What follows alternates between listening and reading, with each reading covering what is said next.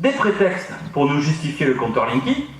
En réalité, on va voir, j'en ai déjà parlé, on a deux business gigantesques derrière tout ça, qui sont le big data et les objets connectés. Et puis les problèmes, eux, par contre, autant les prétextes sont bidons, les problèmes, malheureusement, eux, ils sont bien réels.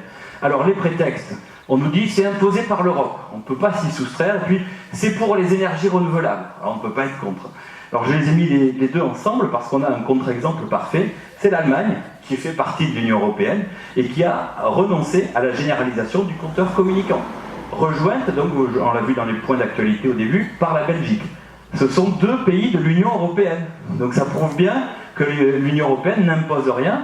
Et puis, pour les énergies renouvelables, ça je l'avais montré, et là c'est une lettre de la Commission européenne qu'on a obtenue, des collectifs ont écrit, et qui a bien, dans sa lettre, répondu en disant que la directive européenne pour les compteurs communicants est indicative, et que c'est bien chaque État qui après définit les modalités, c'est-à-dire s'il veut ou pas développer les compteurs communicants, et s'il les développe, les modalités, c'est-à-dire la façon dont c'est proposé ou imposé.